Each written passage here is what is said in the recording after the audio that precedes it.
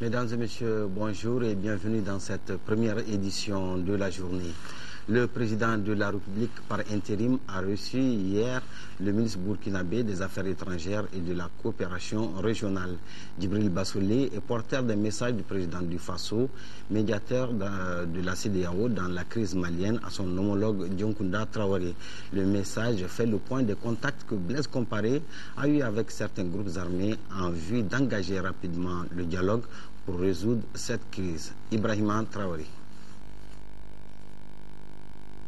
Une fois de plus, le ministre burkinabé des Affaires étrangères et de la coopération régionale est à Bamako pour faire le point de la médiation de la CEDEAO dans la crise malienne.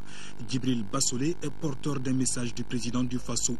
Blaise Compaoré s'active pour instaurer très vite un cadre de concertation entre les autorités maliennes et certains groupes armés qui occupent le nord du pays.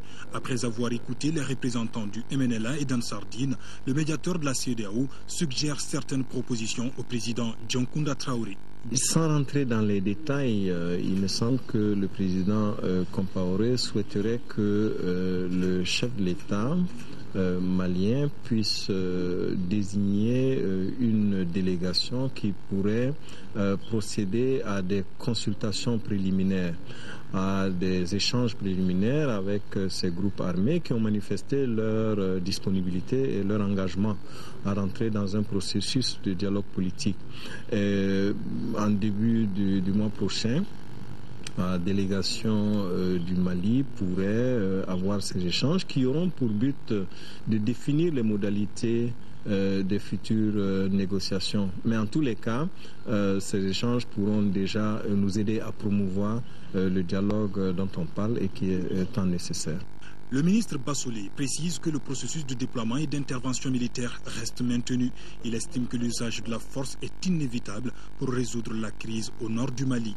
Le but du dialogue, c'est simplement de créer les conditions politiques et juridiques favorables justement à cet usage de la force. Mais je ne vois pas comment nous pourrons éradiquer un certain nombre de fléaux, en particulier le terrorisme et la criminalité transfrontalière organisée, sans envisager de faire usage de la force. Monsieur le ministre, est-ce que vous savez qu'au Mali, aujourd'hui, la médiation burkinabé est de plus en plus mise en cause ? Même au Burkina Faso, la médiation que conduit le président Compaoré n'est pas bien comprise par certains Burkinabés même, ne parlons pas des Maliens.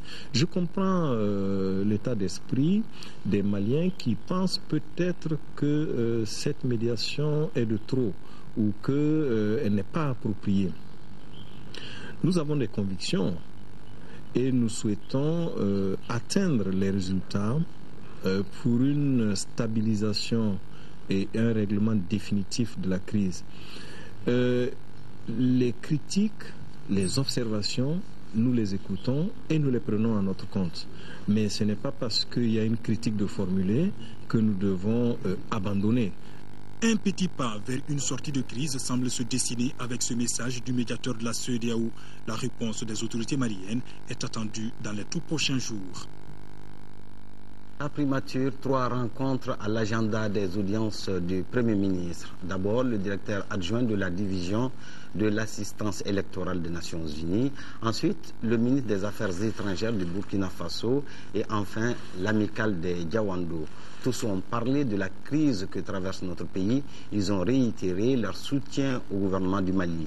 Compte rendu d'audience avec Nyanya Aliou Traoré. Les premiers visiteurs étaient au nombre de 5, avec à leur tête le directeur adjoint de la division de l'assistance électorale au département des affaires politiques des Nations Unies. Ces experts sont en mission au Mali afin d'évaluer le contexte actuel relatif à l'organisation des élections prévues pour 2013. L'objet essentiel de notre discussion a été de définir, à la suite de la requête qui a été adressé au secrétaire général par le gouvernement, la façon dont nous pouvons conduire concomitamment des appuis, des investigations, mais des évaluations nous permettant d'apporter l'assistance des Nations Unies sur les 2 piliers essentiels de la transition que sont la restauration de l'autorité de l'État au nord et la conduite des élections crédibles pour le peuple du Mali. Après les Onusiens, c'est le ministre des Affaires étrangères du Burkina Faso que le Premier ministre a reçu. Djibril Bassolé, à sa sortie d'audience, nous a gentiment gratifiés d'un... 2 mots pour terminer cette série d'audiences. Dr Cheikh Modi Boudjara a rencontré l'amicale des Djawandé. Elle était conduite par Mamadoula, le doyen du groupe. Les membres de l'amicale étaient porteurs des messages de soutien à l'endroit du gouvernement. Ce matin, c'était d'échanger avec le Premier sur les questions de la nation. Voir exactement là où nous pouvons intervenir. On va apporter notre pierre vraiment dans la résolution des problèmes. On ne peut pas tout faire, mais nous espérons quand même pouvoir apporter notre contribution. L'amicale des Djawandé du Mali existe depuis plus d'une 50aine d'années. L'eau et l'électricité de grande priorité dans tous les pays en développement. Le sommet Eurafrique qui se tient actuellement à Lyon en France planche sur les avancées dans ces 2 domaines et réfléchit sur de nouveaux projets. Partout sur la planète, l'eau c'est la vie et plus encore en Afrique. Depuis 12 ans, le Forum Eurafrique réunit à Lyon tous les décideurs politiques, experts, bailleurs de fonds, entrepreneurs africains et européens pour faire le point sur le suivi des projets en cours et la mise en place de nouvelles réalisations dans les 2 secteurs prioritaires en Afrique, l'eau et l'électricité. Nous avons un certain nombre de réalisations, que ce soit au Sénégal, au Mali, sur les stations de pompage, sur les centrales au Congo, mais nous avons vraiment, je dis, tous les pays qui viennent d'année en année ont des projets de maintenance ou de formation à Lyon, ici sur leurs projets identifiés. Aujourd'hui encore, en Afrique, 2 habitants sur 3 ne bénéficient pas d'une alimentation directe à l'eau potable et à l'électricité. Avec du vent et du soleil, des technologies simples permettent, comme ici au Maroc, de traiter 1500 litres d'eau potable par jour en site isolé, en accord avec les recommandations de l'OMS. Objectif de l'édition 2012, réduire les coûts de réalisation, doter l'Afrique de capacités de production, créer des emplois et satisfaire 90% des besoins à l'horizon 2025 en mutualisant les besoins et les moyens de chaque pays. Une idée lancée par le ministre gabonais. Je pense que le potentiel de chacun de nos États est tel qu'il peut produire et partager avec les autres États de la sous-région. C'est de ça que je voulais parler ce matin en parlant de mutualisation des ressources et des moyens. Consolider la croissance en améliorant la compétitivité des entreprises africaines avec la coopération des PME-PMI européennes et le soutien des bailleurs de fonds africains et internationaux. Non seulement nous finançons dans nos 8 pays, mais nous pouvons financer aussi des projets même en dehors de cette zone. Guinée, ou Ghana, etc. Pour autant que nos procédures sont respectées. Nous finançons et le secteur public et le secteur privé. Le continent bouge, la croissance offre des enjeux intéressants pour les experts réunis à Lyon. L'avenir économique du monde se joue actuellement sur le continent africain. En Égypte, après avoir obtenu un cessez-le-feu à Gaza, le président égyptien Mohamed Morsi a décidé d'accroître ses pouvoirs au nom de la défense du pays. Il a pris plusieurs décisions qui ont poussé les manifestants à envahir la place Tahrir en signe de protestation. Renforcé par le cessez-le-feu obtenu à Gaza, le président égyptien Mohamed Morsi a décidé jeudi d'accroître considérablement ses pouvoirs au nom de la défense de la révolution. Le porte-parole du président a annoncé une série de décrets. Désormais, les décisions et lois émises par le président Morsi ne pourront plus être censurées par la Haute Cour de justice. Et cela tant qu'une nouvelle constitution ne sera pas écrite. Mohamed Morsi a également limogé le procureur général désigné par l'ancien régime.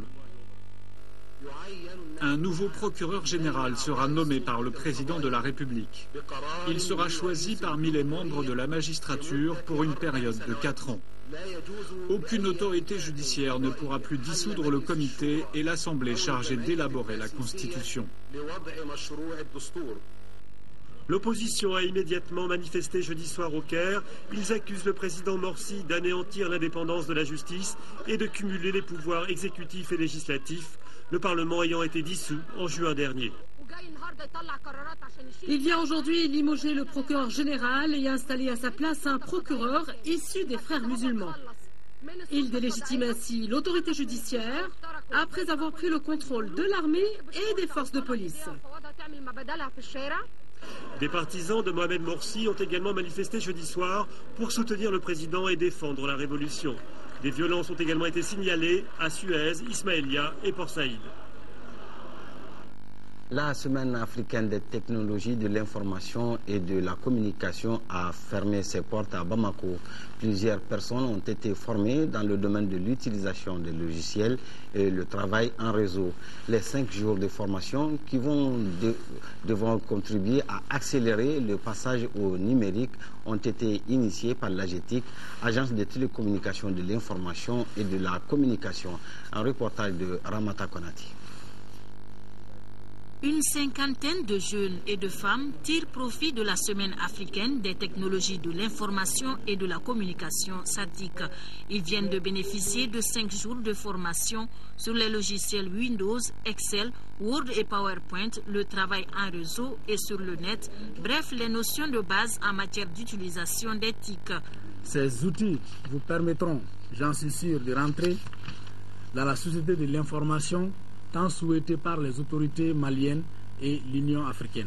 Plusieurs conseils ont été prodigués aux participants afin qu'ils mettent en pratique les connaissances acquises. Je vous exhorte à faire usage de cette formation parce que c'est la nouvelle clé pour rentrer dans l'universel. Vous pouvez voyager sans beaucoup de frais. Vous pouvez communiquer avec le monde sans vous déplacer. La rencontre sur les notions de base de l'informatique a été l'occasion de rappeler quelques-uns des objectifs de la semaine africaine des TIC. Les grands objectifs globaux sont les suivants. 1. Combler le fossé numérique. 2. Favoriser le droit pour tous d'avoir l'égalité d'accès aux services à valeur ajoutée des technologies de l'information et de la communication et d'expérimenter les avantages d'utiliser les services technologiques. À noter que le thème retenu pour l'édition 2012 de la SATIC est « Promouvoir le panafricanisme et la renaissance à travers l'éthique ». Le président directeur général de la CMDT a visité les usines d'égrenage de Fana et de Dioïla. La mission était d'abord à Koutiala, Karangana et Kemprana. Outre les usines de holding, 2 unités d'emballage de sacs de semences et une huilerie ont reçu la visite de la délégation. À Koutiala, la capacité de production est dépassée et portée à 1069 tonnes. Les producteurs ont déjà perçu plus de 3 milliards de gains substantiels. Envoyés spéciaux d'Embawan, Mamadou Nyamandjara et Moïse Traoré. Malienne pour le développement du textile, CMDT compte 17 usines d'égrenage du coton. La capacité de production des 6 usines de la zone nord-est est de 900 tonnes jour. Actuellement à Koutiala, la capacité est dépassée avec une production de 1069 tonnes. Quand on se réfère aux évaluations du 15 novembre seulement, nous sommes aujourd'hui à plus de 50 000 tonnes de coton égrené sur une prévision de 38 000 tonnes. Globalement, aujourd'hui, nous sommes à plus de 50 000 tonnes d'entrée égrenées contre une prévision de 45 000 tonnes, mais contre une réalisation de moins de 30 000 tonnes pour la campagne 2011-2012. Koutiala a déjà payé plus de 4 milliards de francs CFA. C'est 3 milliards déjà payés avec une demande de 1 milliard qui est en cours. Avec des gains substantiels, les producteurs sont remis à la tâche. Nous-mêmes, nous avons engagé déjà un vaste programme d'urgence sur nos pistes. Aussi, en rapport avec le ministère chargé des infrastructures, dans les semaines à venir, nous allons lancer un programme ordinaire de révision des pistes pour à peu près 1,5 milliard. La CMDT est en train de mobiliser les ressources nécessaires. Nous faisons avec cette situation difficile des pistes. Malgré tout ça, les évacuations se font normalement. Toutes les usines ont démarré aujourd'hui, excepté l'usine de Kita. Outre la visite des différentes usines et le garage de la compagnie, le président directeur général a visité une usine de fabrication de sacs d'emballage de semences et une huilerie cotonnière. Lancement ce vendredi au CESCOM de Caille Plateau des journées nationales de vaccination contre la poliomyélite. 5e passage donc. Pendant 4 jours, plus de 650 000 enfants âgés de moins de 5 ans seront vaccinés par plus de 3200 agents de santé. La particularité de cette campagne est la surveillance épidémiologique du ver de Guinée. La cérémonie était présidée par le conseiller aux affaires administratives et juridiques du gouverneur de Caille, Adama Kansaï, de Caille, Mahamadi Alioubari. C'est Mohamed Diarra, un garçon de 6 mois qui a reçu la première dose du vaccin qui lui a été administré par le conseiller aux affaires administratives et juridiques du gouverneur de Caille, Adama Kansaï. Ces journées nationales de vaccination contre la poliomyélite demeurent toujours une volonté du gouvernement du Mali et ses partenaires, dont l'objectif global est de vacciner au moins 95% des enfants de 0 à 5 ans contre la poliomyélite. Ainsi, l'une des particularités de cette campagne par rapport aux éditions antérieures est la surveillance épidémiologique du ver de Guinée par l'ensemble des acteurs impliqués. Donc cet aspect aussi est important à souligner. Bien vrai que nous sommes en train d'éradiquer la poliomyélite, alors donc il n'est pas aussi compromettant de voir aussi les cas de dracunculose que nous devons normalement signaler au même titre que les cas de PFA, de paralysie face aiguë, qui doivent être signalés. Du 23 au 26 novembre, 3232 agents vaccinataires, 434 superviseurs seront mobilisés dans la région pour vacciner 654 253 enfants de 0 à 59 mois, quel que soit leur statut vaccinal. Au Mali, aucun cas de poliovirus sauvage n'a été notifié. En ce qui concerne notre région, le dernier cas de poliovirus sauvage date de 1998. Signalons que pour cette 5e et dernière édition de l'année 2012, la stratégie adoptée reste toujours le porte-à-porte. Les vaccinataires passeront de maison en maison pendant 4 jours pour atteindre tous les enfants de moins de 5 ans. En 4e région, 867 621 enfants sont attendus pour être vaccinés au cours du 5e passage des journées nationales de vaccination en 4e région. Le lancement officiel de cette campagne a eu lieu ce vendredi dans la commune rurale de Pelengana. Le ton a été donné par le directeur de cabinet du gouverneur de la région de Ségou, Oumar Baba Sidibé. De Ségou, on est retenu. Elle s'appelle Awadjara et elle a 1 mois et demi. Elle a reçu sa première dose de vaccin des mains du directeur de cabinet du gouverneur de la région de Ségou, Oumar Baba Sidibé. Geste qui marque le lancement officiel du 5e passage des journées nationales de vaccination contre la poliomyélite en 4e région. Au total, 867 621 enfants sont concernés par la présente campagne. Il s'agit pour les autorités administratives, celles locales et les responsables de la santé à travers cette édition de maintenir le bon résultat engagé par la région. C'est aussi la même stratégie qui va être adoptée, le porte-à-porte. Les vaccinateurs vont se déplacer de maison en maison et de repasser autant de fois que cela est possible. Maintenant, pour les populations aussi déplacées, il y a des sites de regroupement en fonction des localités aussi. Vraiment, seront maintenus pour que tous les enfants vraiment soient entièrement vaccinés. Nous sommes engagés aujourd'hui, comme les jours précédents, les jours passés, pour que ce 5e passage soit un grand succès. Aujourd'hui, nous avons lancé des messages à tout le monde, aux parents, à tout le monde, afin que tous les enfants soient vaccinés, qu'aucun enfant n'échappe.